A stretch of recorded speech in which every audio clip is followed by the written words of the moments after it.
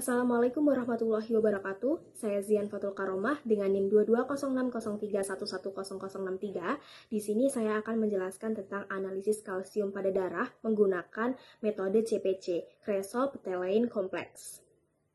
Oke, yang akan saya bahas pada analisis kalsium darah metode CPC ini, yang pertama adalah pendahuluan, kedua tinjauan pustaka, ketiga metode, keempat pembahasan, dan yang terakhir adalah kesimpulan. Nah, yang pertama adalah pendahuluan. Kalsium adalah mineral esensial yang terlibat dalam berbagai fungsi biologis penting, termasuk pembekuan darah, kontraksi otot, transmisi sinyal saraf, serta pemeliharaan kepadatan tulang dan juga gigi. Perubahan kadar kalsium dalam darah terdapat keseimbangan antara asupan, penyerapan, distribusi jaringan, dan ekskresi ginjal, sehingga variasi nilai kalsium dalam darah dapat menjadi indikator adanya gangguan kesehatan maupun efek paparan lingkungan kerja. Pada penelitian ini, bertujuan untuk membandingkan kadar kalsium antara dua kelompok karyawan PT Sementonasa, yaitu pada karyawan teknis produktif dan juga karyawan administratif. Paparan debu kapur dalam lingkungan kerja semen merupakan faktor lingkungan yang berpotensi memengaruhi kadar kalsium darah pekerja. Analisis kalsium ini sering dikaitkan dengan mineral lain untuk mendapatkan gambaran keseimbangan mineral secara komprehensif serta mempertimbangkan faktor-faktor seperti penggunaan alat pelindung diri, pola makan, dan juga kondisi kesehatan metabolik. Nah, yang selanjutnya yaitu tinjauan pustaka.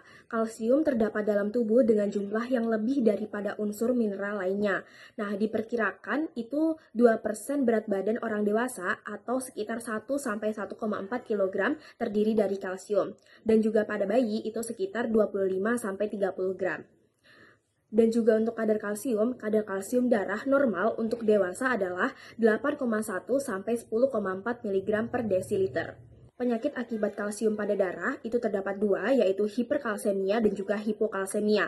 Nah, yang pertama adalah hiperkalsemia, yaitu kadar kalsium yang tinggi. Hiperkalsemia ini sering terjadi akibat paparan lingkungan seperti debu semen mengandung oksida kalsium.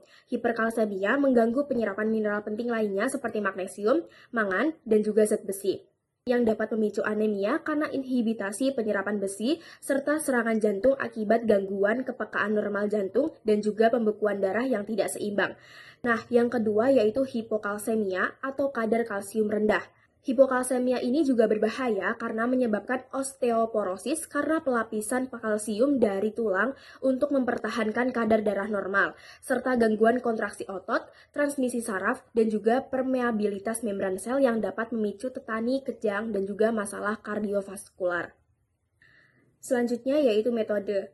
Alat dan juga bahan yang digunakan pada penelitian ini. Untuk alatnya yaitu tabung reaksi, mikropipet, blue atau yellow tip, tisu, parafilm, beker gelas, dan juga fotometer 5010. Dan juga untuk bahannya yaitu reagen kit CPC, Cresol-Ptelein Complexion, Blanco, dan juga standar kalsium. Nah, untuk teknik pengambilan sampel ini, itu dengan membandingkan kalsium darah pada karyawan produktif dengan karyawan administratif dengan 20:20 orang. Untuk metode preparasi sampel, yaitu dengan pengambilan sampel, itu dengan darah vena diambil dari karyawan teknis produktif dan juga administratif di laboratorium rumah sakit,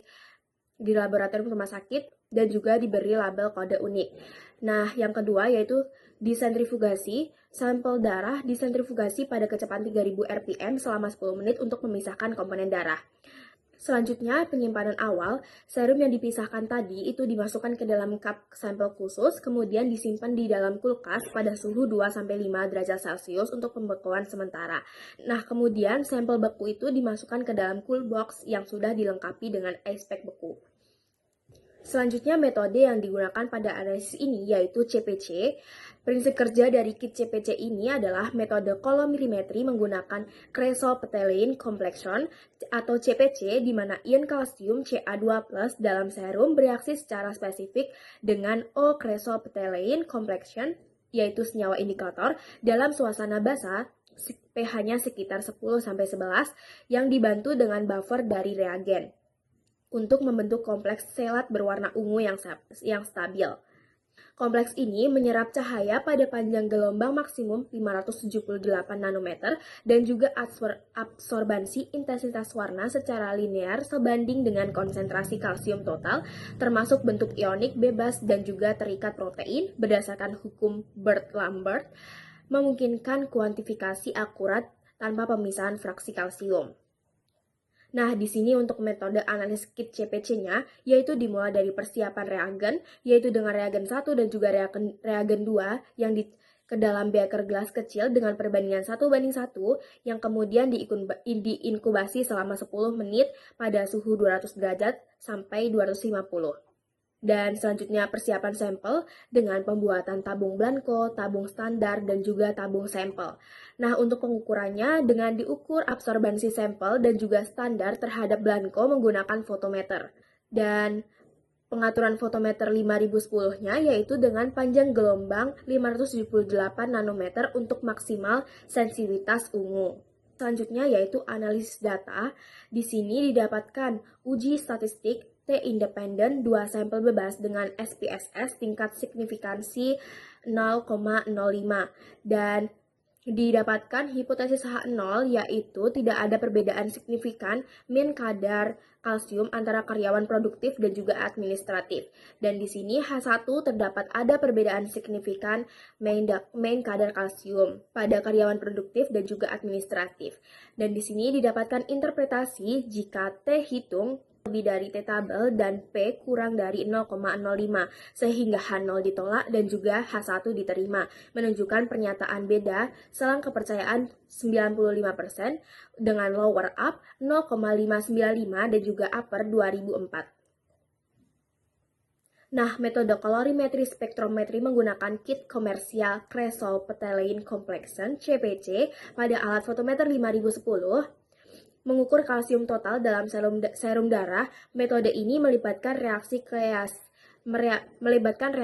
ion Ca2+ untuk formasi kompleks berwarna yang diukur pada 578 nanometer dengan kalibrasi standar untuk konversi absorbansi ke miligram per desiliter. Nah, kelebihan metode ini sangat sensitif dan spesifik untuk Ca2+, lebih sederhana dan juga hemat biaya dibandingkan metode seperti AAS yang memerlukan peralatan mahal. Dan ini reaksi kimia yang dihasilkan yaitu reaksi analisis Ca2+ plus CPC dengan pH basa 10-11 yaitu menghasilkan CaCPC kompleks ungu pada panjang gelombang 578 nanometer. Dan pada reaksi industrinya, proses semen hidrasi ini dengan 2Ca2SiO4 dan 4H2O menghasilkan Ca3Si2O7, 3H2O plus CaOH2 dengan melepaskan kalsium bebas ke debu. Hasil analisis dan juga interpretasi didapatkan hasil kelompok karyawan teknis produktif, yaitu pada 20 orang dengan rentang kadar kalsium 7,7 sampai 12,7 mg per desiliter yang menandakan hiperkalsemia, dan juga kelompok administratif, yaitu dengan rentang 7 sampai 9,6 mg per desiliter yang didapatkan lebih rendah dari karyawan teknis produktif. Interpretasi klinis ini dengan peningkatan kalsium pada produktif yang disebabkan karena paparan langsung debu kalsium dari proses pengambilan kapur, penggilingan, dan juga limbah pabrik, inhalasi tanpa APD lengkap seperti masker. Sedangkan karyawan administratif ini kurang terpapar karena lokasi kantor dekat tapi tidak langsung terpapar. Dan yang terakhir yaitu kesimpulan, didapatkan bahwa